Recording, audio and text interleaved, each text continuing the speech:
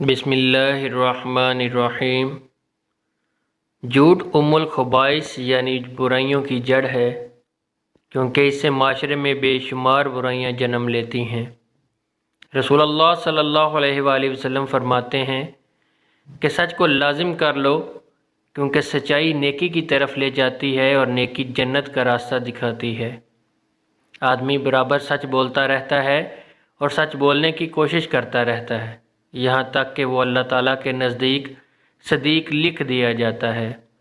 جھوٹ سے بچو، کیونکہ جھوٹ فی الفجور کی طرف لے جاتا ہے اور فجور جہنم کا راستہ دکھاتا ہے۔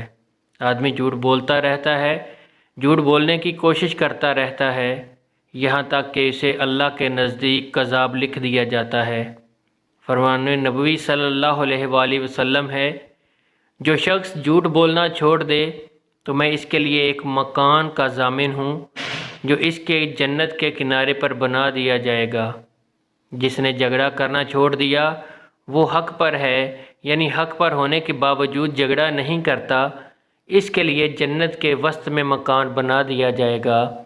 اور جس نے اچھے اخلاق کے لیے اس کے لیے جنت کے اعلیٰ درجے میں مقام بنا دیا جائے گا۔ ارشاد نبوی صلی اللہ علیہ وآلہ وسلم ہے کہ جب بندہ جھوٹ بولتا ہے تو اس کی بدبو سے ایک فرشتہ 1 میل دور ہو جاتا ہے۔ مزید فرمایا کہ بڑی خیانت کی بات یہ ہے تو اپنے بھائی سے کوئی بات کہے اور وہ تجھے اس میں سچا جان رہا ہو تو اس سے جھوٹ بول رہا ہے۔ آپ صلی اللہ علیہ وآلہ وسلم کا فرمان عالی شان ہے کہ مومن کی اتباع میں تمام خصلتیں ہو سکتی ہیں مگر خیانت اور جھوٹ نہیں، یعنی دونوں چیزیں ایمان کے خلاف ہیں، مومن کو ان سے دور رہنا چاہیے۔ ایک دفعہ رسول اللہ صلی اللہ علیہ وآلہ وسلم سے پوچھا گیا، مومن بزدل ہو سکتا ہے؟ فرمایا ہاں۔ پھر عرض کیا گیا، کیا مومن بخیل ہو سکتا ہے؟ پھر فرمایا ہاں۔ پوچھا گیا، مومن کذاب ہو سکتا ہے؟ فرمایا نہیں، لیکن اس کے باوجود 3 جگہ ایسی ہیں جہاں پر جھوٹ بولنا جائز ہے۔ آدمی اپنی بیوی سے بات کرے تاکہ اس کو راضی کر لے، اپنی بیوی کو خوش کر سکے۔ میاں بیوی میں سے ہر ایک کے لیے یہ جائز ہے کہ وہ ایک دوسرے کو خوش کرنے کے لیے ایسی بات کہہ دیں، مثلا دونوں میں کسی دوسرے سے یہ بات کہے کہ میں تم سے بے انتہا محبت کرتا ہوں، تو یہ جائز ہے، خواہ اس کے دل میں محبت نہ بھی ہو۔ جنگ میں جھوٹ بولنا تاکہ دشمن کو پسپا کیا جا سکے اور اسلامی لشکر کو بڑے نقصان سے بچایا جا سکے۔ جنگ کے دوران اپنے مقابل کو دھوکہ دینا جائز ہے۔ اسی طرح جب ظالم ظلم کرنا چاہتا ہے، اس ظلم سے بچنے کے لیے بھی جھوٹ بولنا جائز ہے۔ لوگوں کے درمیان صلح کرانے کے لیے جھوٹ بولنا جائز ہی نہیں بلکہ ضروری ہے، تاکہ 2 مسلمان بھائیوں کے دل میں نفرت کو محبت میں بدلا جا سکے۔ 2 لوگوں کے درمیان صلح کرانے کے لیے جھوٹ بولنا کہ اس کے سامنے یہ کہہ دے کہ وہ تمہیں اچھا جانتا ہے، تمہاری تعریف کرتا ہے، یا اس نے تمہیں سلام کہلا بھیجا ہے، اور دوسرے کے پاس بھی اسی قسم کی باتیں کرے تاکہ دونوں میں عداوت ختم ہو جائے اور صلح ہو جائے۔ رسول اللہ صلی اللہ علیہ وآلہ وسلم نے ایک بڑھیا سے فرمایا کہ بوڑھی عورتیں جنت میں نہیں جائیں گی۔ پھر اس کے پریشان ہونے پر وضاحت فرمائی کہ میری مراد یہ ہے کہ جنت میں سب جوان ہو کر جائیں گی، بڑھاپے کی حالت میں کوئی بھی جنت میں نہیں جائے گا۔ اسی طرح ایک موقع پر جب ایک سائل نے اونٹنی مانگی تو آپ صلی اللہ علیہ وآلہ وسلم نے فرمایا، ہم آپ کو اونٹنی کا بچہ دیں گے۔ اس نے پریشان ہو کر فرمایا کہ حضور اونٹنی کا بچہ میرے کس کام آئے گا، مجھے تو بڑا اونٹ چاہیے۔ تو آپ نے وضاحت فرمائی کہ ہر اونٹ کسی اونٹنی کا ہی بچہ ہوتا ہے، چاہے وہ کتنا ہی بڑا ہو جائے۔ حضرت عبداللہ بن عامر رضی اللہ تعالیٰ عنہ سے روایت ہے کہ رسول اللہ صلی اللہ علیہ وآلہ وسلم ہمارے گھر میں تشریف فرما تھے۔ میری والدہ نے مجھے بلایا اور میرے پاس آؤ تمہیں کچھ دوں۔ آپ نے فرمایا کیا کوئی چیز دینے کا ارادہ ہے؟ انہوں نے کہا کھجور دوں گی۔ تو آپ صلی اللہ علیہ وآلہ وسلم نے ارشاد فرمایا اگر تو کچھ بھی نہ دیتی تو یہ تیرے ذمے جھوٹ لکھ دیا جاتا۔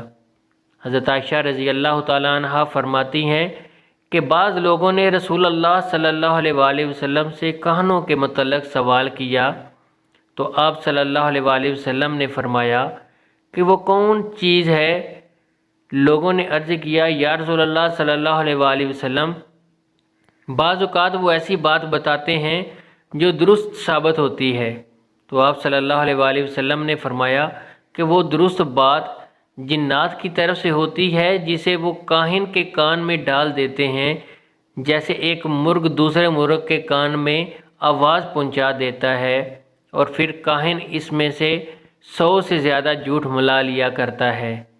ایک یتیم بچہ علم سے فارغ ہو کر مزید علم حاصل کرنے بغداد جانا چاہتا ہے، ماں سے اجازت طلب کرنا ماں سے بخوبی اجازت دے دیتی ہے، اس کی قمیض کے اندر 40 دینار سی دیتی ہے اور بچے کو سچ بولنے کی تلقین کرتی ہے۔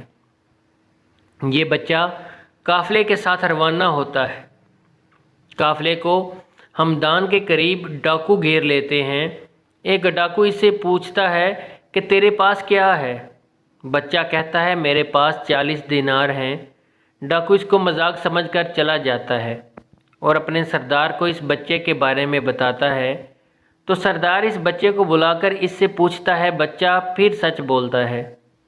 اس کی قمیض میں جب چاک کرنے پر 40 دینار برآمد ہوتے ہیں تو سردار کہتا ہے اگر تو ہمیں نہ بتاتا تو ہم اس مال کو نہ پا سکتے، تو نے ایسا کیوں کیا؟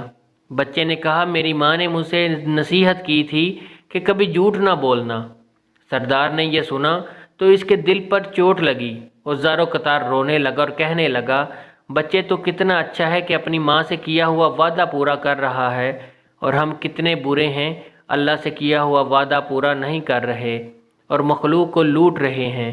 پھر کیا تھا، سردار اور اس کے ساتھیوں کے دل کی دنیا ہی بدل گئی اور وہ انسان بن گئے۔ یہی بچہ آگے جا کر بہت بڑے بزرگ بنے۔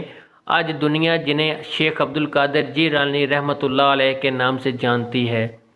ناظرین، جھوٹ ایک ایسا فعل ہے جس کا شمار گناہ کبیرہ میں ہوتا ہے۔ قرآن مجید میں ارشاد باری تعالیٰ ہے، بے شک اللہ اس کو راہ نہیں دکھاتا جو جھوٹا ہے۔ جھوٹ کے لیے عرب میں کذاب کا لفظ استعمال ہوا ہے، اس کے معنی جھوٹے اور جھوٹ بولنے والے کے ہیں۔ جھوٹ ایک ایسی برائی ہے جس سے دوسری تمام برائیاں نکلتی ہیں، اس لیے جھوٹ کو تمام برائیوں کی جڑ بتایا گیا ہے۔ حضور صلی اللہ علیہ وآلہ وسلم نے جھوٹ بولنے کی مذمت فرمائی اور ارشاد فرمایا جھوٹ گناہ کی طرف لے جاتا ہے اور گناہ دوزخ میں لے جانے والا کام ہے۔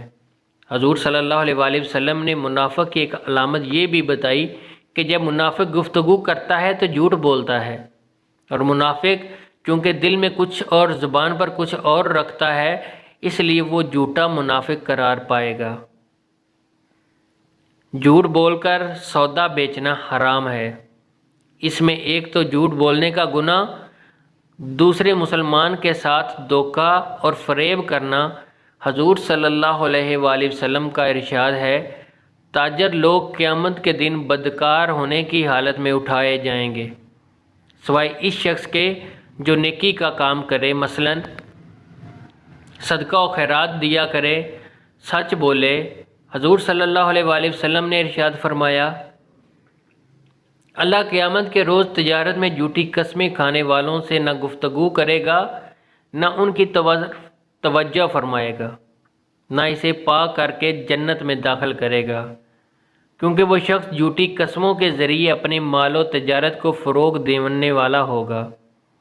حضور صلی اللہ علیہ وآلہ وسلم نے ارشاد فرمایا، سچا اور ایمانت دار تاجر قیامت کے دن نبیوں، صدیقوں، شہیدوں اور ولیوں کے ساتھ ہوگا۔